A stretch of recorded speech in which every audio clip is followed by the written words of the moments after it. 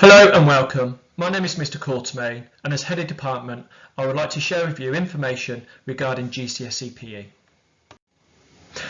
As you can see by looking at the top right hand side of the slide, you will notice that the theory part makes 60% of the overall qualification. The beauty of this course is that it covers a wide breadth of topic areas. These include, if you look at the left hand side, applied physiology. These are the musculoskeletal systems and also the cardiorespiratory systems. This is where we draw comparisons but also differences between different types of athletes. For example, the differences in physiologically of Mo Farah as a long distance runner in comparison to Usain Bolt as a sprinter. And we can also make comparisons against different positions in different sports, whether that be in rugby, netball, football or cricket, to name a few. We then look at what we call movement analysis. As you know, the Earth rotates or spins on an axis from the North Pole going through to the South. And that is no different to when we do a rotation, i.e. a somersault in trampolining or a twist in gymnastics. So we will look on how our body twists or rotates across three different axes, but also planes. We also look at the levers. As you know, in order for us to move, we have our muscles that contract against the bones. The bones join together to form a joint, and those joints then create movement. We will look at what we call levers, and there's three different types, and we will look at not only the mechanical advantage but the mechanical disadvantage of them. As we are halfway through yet another lockdown, we start to then look at what we call physical training and the impact of that, with many of you that may have done a Joe Wicks HIIT session or something similar. Physical training is a little bit like going to the gym for the first time. You fill out a power cue to find out if you're ready to do the exercise, to find out any potential injuries or long-standing illnesses that you may have, and then we start to look at what we call methods and principles of training. So for example, if we draw back to those examples of Mo Farah and Usain Bolt, we can make some natural assumptions that the method of training needed for Usain Bolt to run as quickly and as powerful as possible to run 100 metres is going to be very much different to the muscular endurance that is needed for Mo Farah to complete the London Marathon. We then, as we scroll down, start to look at the health, fitness and well-being element. So why does somebody at the age of 60 join a tennis club or a golf club? Why is it really important that you join a local netball or football team? And then we start to look at the sports psychology. How do we actually prepare?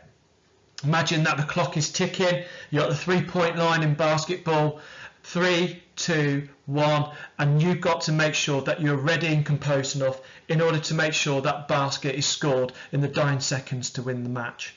So therefore we will look to see on the psychological impact in sporting performance. And then the final one on the list is, you see, socio-cultural influences. The reason why we may take part in a particular sport. That may be because a member of the family has taken part in that sport or represented in that sport. It might be that your socio-economic background allows you to do other activities that maybe other people can't. That may be down to the fact that you've got the disposable income to go away skiing. It might be that you have the facilities nearby to go swimming. And so this will look at the different ways of why we as a school and the local area of Woodley and Reading have various facilities, and why the majority of people that live in the local area actually do take part in those sports. If we was to look again at the left hand side of the screen, you will notice that there are two exams. Component 1 is out of 90 marks and is a duration of 1 hour 45, with component 2 being 70 marks with a duration of 1 hour 30. As mentioned at the beginning of this slide, the theoretical aspect is 60% of the overall GCSE. And as you scroll across onto the right hand side, you will notice that the exam papers are made up of different type of different types of questions. They are multiple choice, short answer and extended questions, with an extended question example below. So as we move on through the course, 10% of the overall makeup of the course is what we call the PEP, the Personal Exercise Plan. Now, if we was to go back to the previous slide, we mentioned about methods of training and principles of training, and we'll also start to then consider components of fitness. So if we think about that, maybe over the festive period, you want to maybe join a gym in order to get fitter and stronger, we will look at the various components of fitness that you may need to have in order to improve your performance in a particular sport. For example, you might be a netballer and you might need to improve your agility. Agility is being able to change direction quickly, which you need to do in order to maybe dodge and then move into space to receive the ball. Now, in order for us to have agility, we not only need speed, but we also need power in our leg muscles in order to initiate that change of direction in a powerful, explosive manner. That would mean that we need to conduct tests. They're what we call pre-tests. And those pre-tests may be something like a sergeant jump or a standard broad jump to try and work out how strong our actual leg muscles are in response to how good our agility or change in direction is in a game of netball. And so the personal exercise plan will take in the normative data that you've got, and it will take into account the notational analysis that you have done. For example, how many times have you been able to intercept the ball or to be able to receive the ball in a game of netball, or how many times you've been able to actually move away from your opponent. We then do some fitness tests to work out and work against and compare against a benchmark on actually how good you are in a battery of tests. These may be, for example, a 1 rep max. It might be the number of press-ups you can do in 60 seconds. It may be how long you can hold the balance. And as mentioned before, maybe how long that you can actually do a standard broad jump or a sergeant jump, just to name a few tests. If you then put yourself in the role of a personal trainer, that personal trainer will then put you into a training plan, put in a number of exercises that will help you to improve your current performance. And so students will do the research regarding this PEP, but more important, they will do it in a practical way. So as mentioned just a moment ago, they would do a series of pre-tests. They will then do a 6-week training program where they'll try to improve, and then they will do post-tests and then post-analysis to see the impact. So if you're one of those that are playing for a team at the moment, then one of the things that your coach or manager will get you to do is to do pre-season training. And they will start to look at the differences from maybe when you started pre-season to maybe then the week before your match, to see how good you are or how prepared you are to then play in that chosen sport. And so this is a great section of the course, as it's really personal and brings together all the components of the theoretical aspects in a more practical way. As you're already most probably aware, the course is made up of a practical component. This practical component makes up 30% of the overall GCSE qualification. We will, using the facilities that we have on site, try to deliver as many individual and team activities as we can.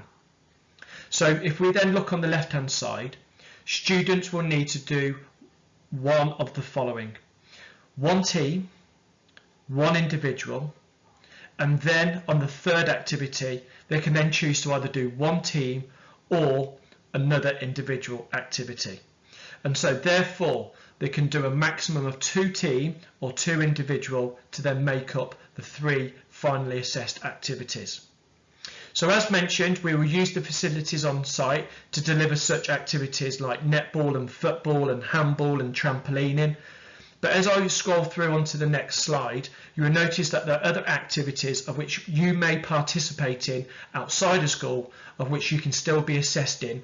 And we will look to get video analysis and to actually break down the criteria to help you, working alongside external coaches to try and help you to achieve the highest mark possible.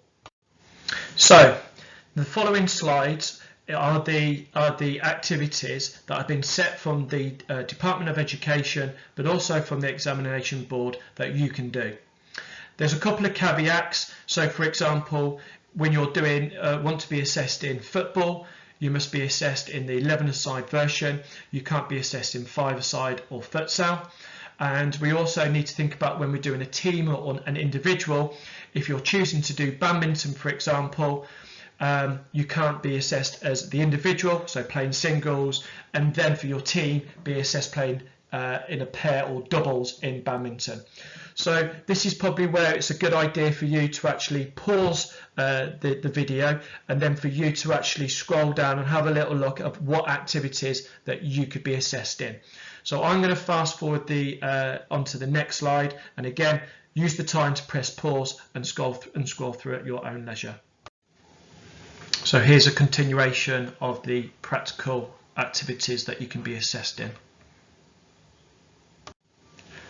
To ensure that our courses are inclusive, please see below in the table a list of specialist activities that students can be assessed in. It is really important through this option process that you don't only opt to do a subject that you enjoy, but you may have one eye of a particular career pathway that you may wish to pursue. On the right hand side is just a short list with a link of potential occupations that you may wish to do in the future that is orientated around the sport and leisure industry. On the left hand side there are some famous sports people where they have gone on to university to do a particular sports degree and then gone on to bigger things, whether it is to play for Manchester United, to become the coach for the rugby national side, or to be involved in the Olympics and achieve a gold medal. For students that have opted to do GCSE PE, they have the opportunity to buy a non-compulsory polo. This means that they can wear this polo not only in their GCSE practical lessons, but also core PE too. Currently they are Nike polos and come in a male and female fit with the Wangels logo and GCSE PE underneath that will then be embroidered on the front. On the back will be the surname and the candidate number. Again, whilst going through the option process, it is really important that you're aware of the expectations for each of the subjects that you are wishing to study in year 10 and 11, as that will be the main makeup of your timetable.